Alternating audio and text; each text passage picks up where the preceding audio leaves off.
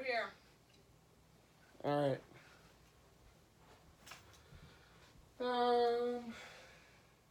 So where do I begin? The beginning. You would hope. The Battle of Gettysburg.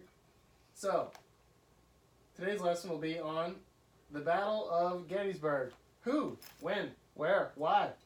Why should we care?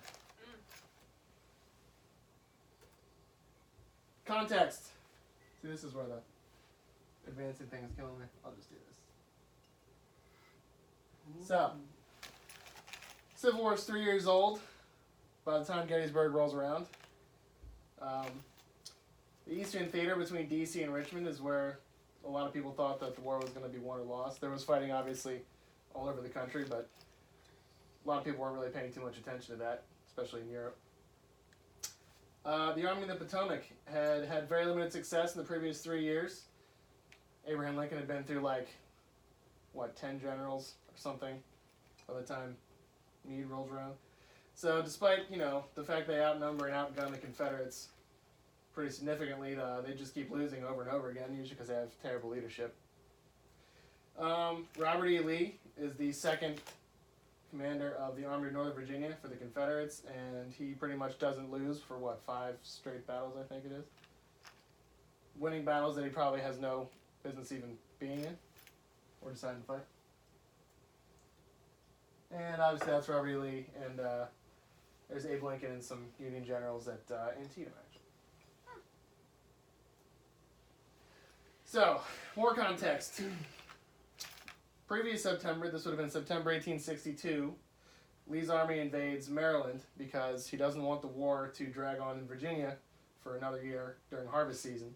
So he figures, let's get the armies out of Virginia and let's go into Maryland. There might be some Confederate sympathy in Maryland. Who knows? And, if everything goes well, maybe we could just keep marching and go right up to Philadelphia and burn that down.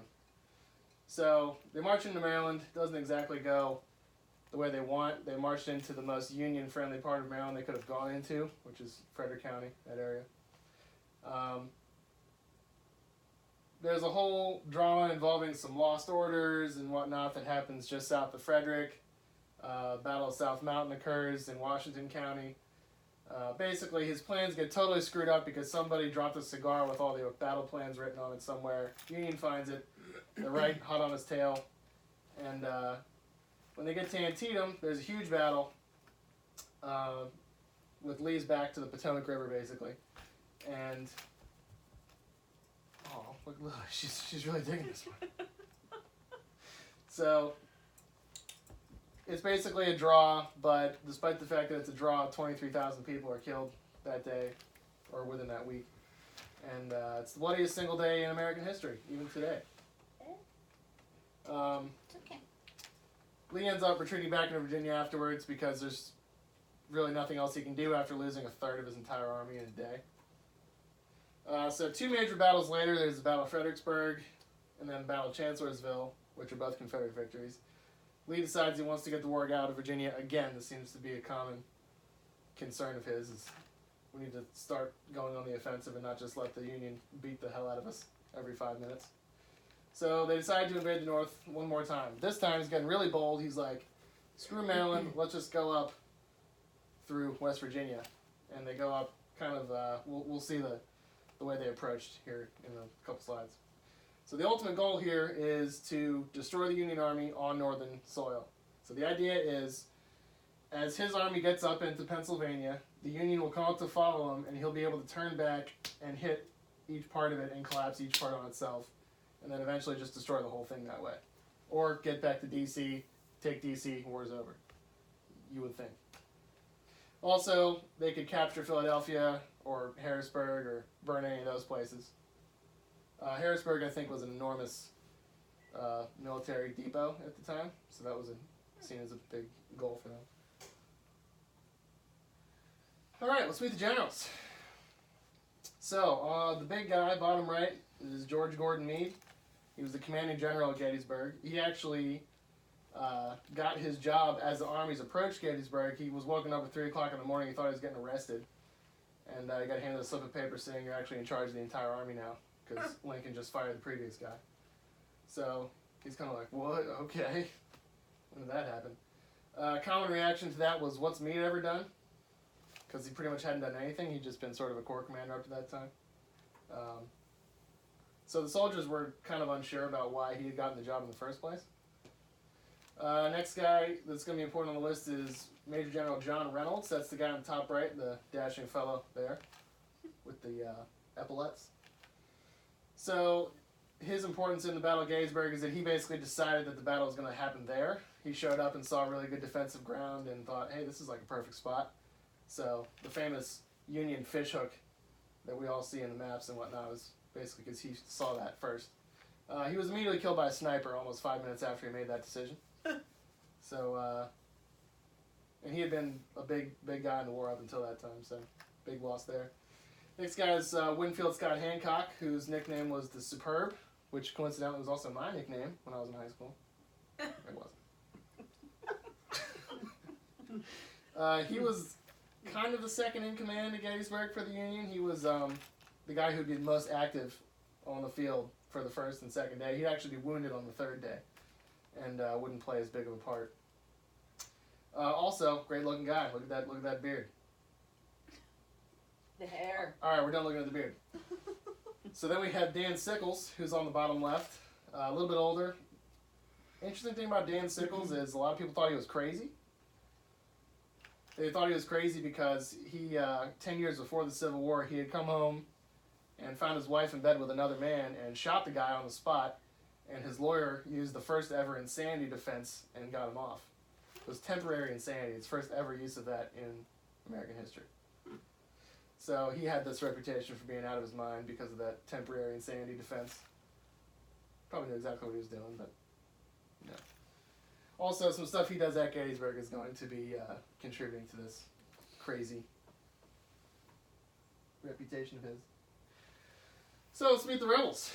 So we've got Bobby Lee, who I think probably needs no introduction for anybody if you've ever seen a textbook in your life.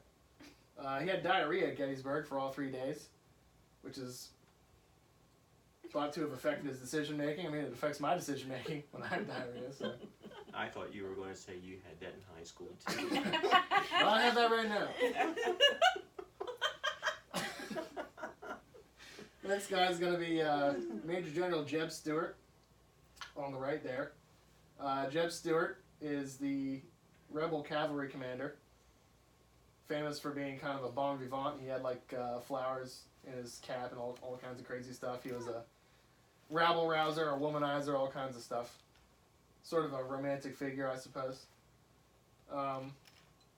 Basically, in the Civil War, the cavalry were the eyes of the armies as they moved. So the cavalry would go out first, and they would get into little skirmishes and then ride back and be like, yeah, there's like this division there, there's this division. So the general would know what he was marching into. So that's going to play into a lot of the blame for why the rebels are going to lose this is because he doesn't really do his job. You're going to notice the word blame a lot on the rebel side because obviously they lost. So there's going to be a lot of blame thrown around in the decades after the Civil War. So next up is James Longstreet on the bottom left. Rebels are killing it with the beards, by the way. I guess they didn't have a very good razor business in the South in these days.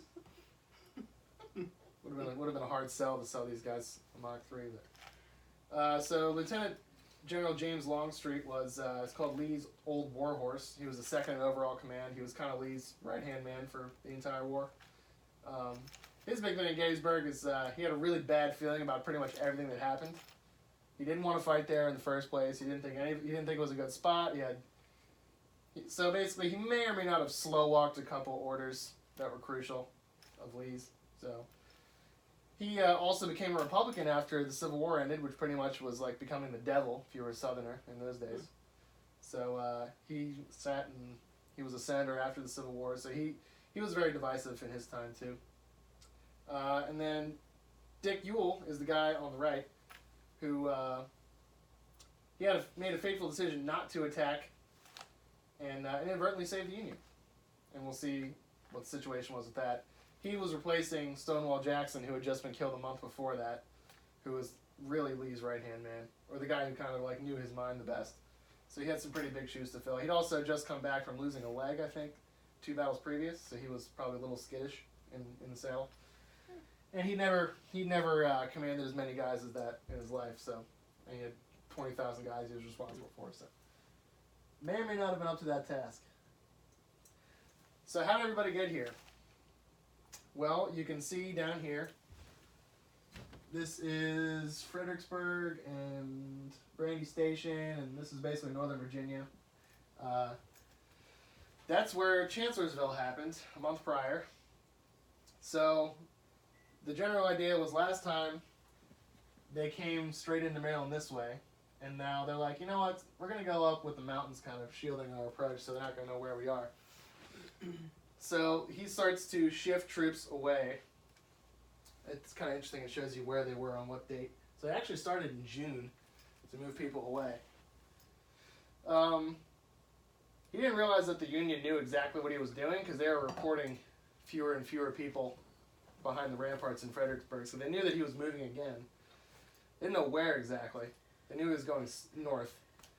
But they were super concerned about D.C. because Abe Lincoln's in D.C. So he was really skittish. So his orders were basically like, stay between D.C. and Lee, whatever you do. Don't leave D.C. exposed. So as they start to move up,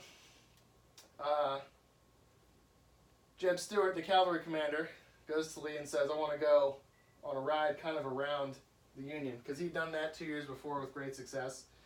He's like, I'm just going to ride back around. I'll meet you guys like up in Hagerstown. It's like, all right, cool. Do it. Go ahead. So as the army starts to move, he's out here. You know, he's in Aldie, he's in Middleburg, and then he crosses the Potomac. He actually doesn't raid D.C., but he's outside D.C. for a while. Comes up this way, hits Westminster, but every time he tries to get back to make contact with Lee's army, the Union army's in his way. He can't get through it. And not like a few guys, like the entire freaking army's in his way. So he ends up going back around, goes to Westminster, Manchester, goes to Hanover, goes to York, goes to Wrightsville. He's all the way up in Carlisle, actually, the day the battle starts. So he's like way out there. Then again, he's thinking to himself, like, we're all headed to Harrisburg, right? Like, I'm practically there. So Lee is moving up north through the valley, has no idea what's in front of him because his cavalry's not with him. So he has no idea where he's going. They've never been in this part of Pennsylvania before, never been to Pennsylvania at all. So all he has is they would literally buy a map out of a general store when he showed up in an area. And that would be how they, it wasn't like they had like a topographical map. They're like, hey, we found this map somewhere. So I guess this is what we're going off of. So basically that's sort of how they approached. So as the Union comes up the same way, they're going through Frederick, they're going through Westminster. Interesting thing in Frederick, they forgot to close all the bars, so on the approach to Gettysburg, all the soldiers were super hungover. It was kind of interesting. So that's pretty much how the army's approached. I never knew, like when I was researching this, I was like, man, they got all the way up to Harrisburg? That's crazy. Yeah. Or those units all the way up there. I don't know why they just didn't take 81. Yeah, exactly. Just straight shot up. Maybe the toll road at the time, we're not sure. Anybody got a dime? Somebody go back here, there's a shitload of dime. So, July 1st, as the story goes, obviously it's kind of a myth. I forget the name of the general, but he had heard that there was a shoe factory, there was a depot of shoes in Gettysburg that the Confederates had. And he asked permission to go into the town to see if they could get the shoes, because Confederates famously usually didn't have shoes. There was no shoe depot. I think this was probably hearsay. This is also one of those apocryphal stories. There's really nothing written down backing up that account. So as they start to head towards the town, they run into what they think are Pennsylvania militia, just like farmers with guns, basically. Turns out it's the very front of the Union Army in Gettysburg. So it's like, oh crap, that's the actual... And these units had fought each other many times. They recognized each other's flags. So when they see the flag, they're like, are you serious? They're here? God. If they're here, then everybody's here. Or will shortly be here. So this is a little painting of north of town near Oak Ridge, where it's kind of depicting the first units running into each other. I'm not sure what the state flag is there. I know it was Buford's cavalry with the first unit to engage them north of town. And I think it was like the 6th Wisconsin and the Iron Brigade were also north of town. McPherson's Ridge and those places. So sorry to interrupt, but Go what ahead. was the reasoning for veering off and going over the mountain into Gettysburg versus just continuing up the valley? the original idea, let me go back a slide so you can see the map. This isn't the best map because it doesn't show you the roads, but if you look at, and you guys are familiar with the roads going in and out of Gettysburg, it's like a star. All the roads basically lead there. So even before they had left, they said, okay, well, our initial goal is going to be to assemble the army north of Gettysburg because it looks relatively flat. The roads are going to be easy to use to get there. So it was kind of, the battle ended up happening there because it had roads, 5 roads going out in each direction. Mm-hmm. So it was the ease of moving men and material that made Gettysburg an attractive spot. And then once the fighting started there, it was easy for the armies to all get there because there's 5 roads leading in every direction. Yeah, there was absolutely no significance, correct, to No, Gettysburg at all? No, they had no military significance to it. Yeah, this is a better map here at the bottom. You can see it's like, because if the Confederates are all here, then you have 1, 2, 3, 4, 5, 6, 7 roads all leading into Gettysburg from the north. So, once the shooting starts, and they start to realize that more and more of the armies are there, they start rushing units up and both sides are rushing units in as fast as they can. The Union doesn't have enough people there. They got kind of beat to the punch because they're a huge column going all the way from D.C. to Gettysburg, whereas the rebels this is the only time they'll outnumber the Union probably in the entire war. So, A.P. Hill, Southern Commander, Ewell, these guys, they have enormous successes the first day at places like McPherson's Ridge, Oak Hill, the railroad cut. There's incredible fighting. But the Union eventually has to fall back into the town. So you end up with a situation where there's this like funneling of troops, of blue troops going into the north of the town and just trying to get out of Dodge as fast as possible. So the town gets shot up too, pretty bad. But the guy, Reynolds, had noticed when they were coming up what's now Business 15, that there was the high ground on the one side that we call Cemetery Ridge. He's like, that'd be a great spot to set up. So that's where they decided to put the army. Thank God he came up with that before the bullet found.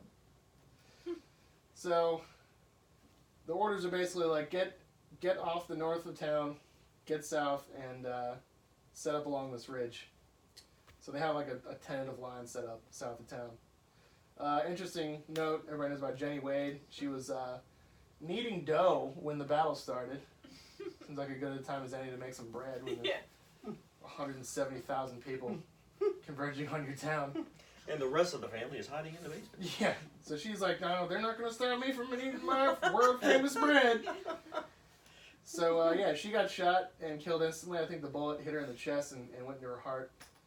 Interesting fact is her mom actually finished making the bread later, like after the battle was over. She's like, well, we can't let this go to waste. So they made 18 loaves of bread out of the dough she was kneading. But she was the only civilian to die in the Battle of Gettysburg, which is kind of incredible because there was like 5,000 people living in Gettysburg at the time. So, and there's all kinds of crazy stories about the Union officers hiding in people's backyards and stuff because the town was basically taken. And so it was kind of incredible anybody got out of it. So, moving forward, we have July 2nd. So, the map here kind of shows the famous fish hook that school children have seen forever. So, over here, this is the basic ridge right here. So, the first day, or actually at the end of the first day, this ridge here was not occupied whatsoever. Ewell was given orders by Lee, go take that ridge if you think you can. The words we used was if practicable. He got there, he didn't think it was practicable. I think he made a slight demonstration on it. If he'd have made a real push for it, they'd have gotten it. But the sun was going down. No one liked to fight at night. So he said, I don't think I'll be able to do it. Which is kind of unfortunate for them, because if they'd have taken that, it would have made this whole rest of this line untenable, and the whole battle would have probably played out completely differently. But he didn't do it, and for decades until the guy died, They'd argue about if he was negligent in his duty and not doing it, not making more of an effort. So they set up here on the second day. By the time they get there, both armies are fully assembled. There's about 170,000 people there. About 80,000 rebels and about 105,000 or so Union. So the line originally went all the way down like this. And the guy Dan Sickles, the Insanity Defense guy, is posted right here. And he decides he doesn't like that spot. He wants to go about 100 yards out where the ground's a little bit higher. So he just takes his dudes right out. He doesn't ask anybody. He just goes. And that's like 15,000 guys he walks out there. And the whole rest of the army's like, what is he doing? So by the time the guy Meade shows up, the commanding general, he goes to Sickles. He's like, what are you doing? Why are you bringing all your guys out there? And he's like, well, I can bring them back. And as soon as he said that, the rounds started to land. They're like, well, it's too late. They already found you. So in the meantime, the Confederates' plan is to hit the ends of this line as hard as they can. They figure, okay, well, they're probably real strong in the center. We're not going to mess with that. We're just going to try and hit the ends. So that's what the battle plan is. So basically, Ewell, this is the only thing I could find depicting Culp's Hill, where Slocum is. They had time overnight to throw up some breastworks, so the rebel soldiers are charging through the woods, up the hills, trying to knock them off that ridge. They won't be able to do it. I think they attacked it all 3 days, couldn't really do it. This fellow here, William Barksdale, is down here in Longstreet's division. He tries to come up this way and almost succeeds in taking this whole area down here by the Round Tops. His attack lasts about 45 minutes and then just kind of runs out of steam. I think he ends up got shot like 20 times or something crazy like that. Because he's on horseback, obviously. Very conspicuous. Also down here, this is the wheat field. This is right around here. That's actually part of his attack on the other side. Another very famous thing in the movie Gettysburg was Joshua Lawrence Chamberlain, who was professor of rhetoric, I think. He wasn't even really a soldier. He was from Maine. And they were posted here on Little Round Top. And that was like literally the last spot in the entire line. So if they'd have lost that hill, then like they could have lost the whole position. They got charged like I think 7 times, and then eventually ran out of ammunition, put on bayonets, and just charged down the hill after the rebels. And that's the famous scene we have there. I think he won a Medal of Honor for that as well. So that's the second day. So basically all these attacks fail. The line holds. So then Lee says, what do we do next? Let's attack the dead center of it. So he reasons that they basically have to be weak somewhere. They can't be strong everywhere. So he figures they're probably weak in the middle, so that's what we'll hit. This is where the controversy comes in. Longstreet, his second in command, is like, this is the dumbest thing I've ever heard. We're going to get slaughtered. The men have to march a mile across this hill to get there. There's no way they'll get there. Even if they do, we're not going to have enough strength in the charge to push them off the ridge. But I think he famously says the enemy is there and we'll hit them there. So as you can see from there, there's really no strategy here. They just sent everybody at the middle of the line. It was 12,000 guys they sent. After there was a 2-hour-long artillery barrage that was largely ineffective because it just went over the hill. Apparently you could hear the artillery barrage from Harrisburg. That's how loud it was. So I can't imagine actually being there. And then 12,000 dudes charged after him. It was a complete failure. Only a handful of units were able to reach the stone wall here at this little angle right here. This is where the copse of trees is. That was like the target for the charge. So that's about as far as they went. I think it was 12,000 guys charged, and then something like 5,000 or 6,000 people of rebels were casualties of that charge. It was an enormous loss. And as everyone comes stumbling back, I think Lee realized he'd screwed up. And he had said, this is all my fault, this is all my fault. So the next day the armies kind of glower at each other, and then Lee decides, I don't think there's anything else I can do here. I've lost a third of my entire army. What's a third of 80,000? A lot. A lot of clock. So he decides to retreat back into Virginia. So Lee starts to pull forces away. The Union Army kind of half-heartedly pursues him. There's a little battle at Falling Waters, Virginia. There's a little battle in, yeah, let's check that out. There's a little battle off of, kind of near Waynesboro, right? What is it? Monterey Monterey Pass, Pass. yeah, where Custer was actually there. Nothing really crazy. Meade pretty much lets him go, I guess, because they're kind of beat up as well, and they don't really want to pursue too hard. Abraham Lincoln is absolutely furious about that. He's like, why did you blow an opportunity to just completely... You could have pinned him against the Potomac River and the whole war would have been over. Like, you could have ended this right now. So, he ends up firing Meade a couple months later. He's like, I can't trust anybody in this stupid thing. So then he brings in Ulysses S. Grant, who we all know from the $50 bill, who had nothing but success out in the West. He'd just taken Forts Henry and Donelson. He'd taken Vicksburg, Mississippi, which was a huge protracted siege. He had taken Chattanooga. He had been outrageously successful by basically just throwing dudes at fortifications until the thing fell.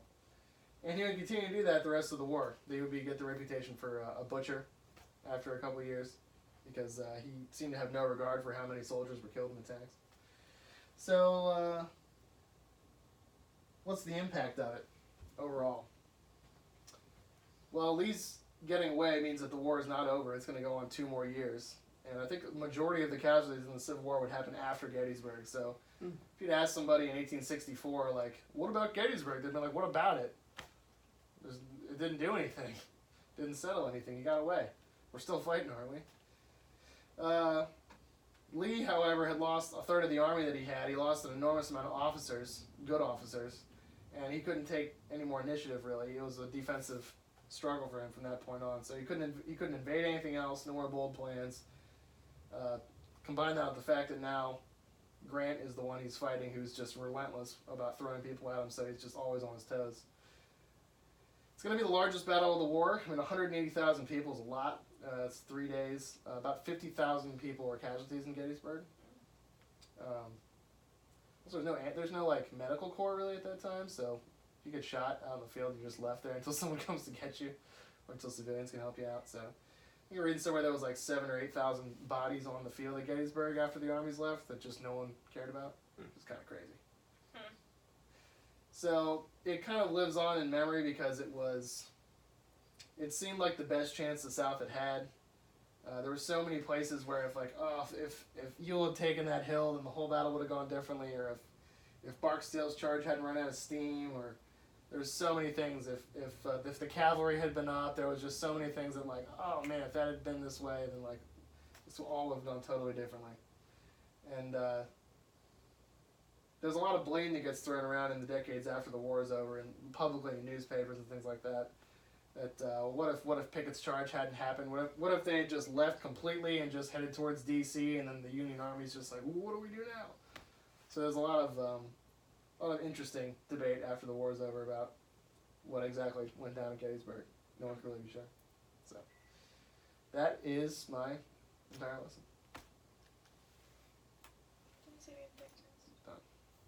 What's that? I would give you guys a test, but I think everybody passed. What kind of teacher? Yeah. Interesting. Now, what happened to the units that went further up north?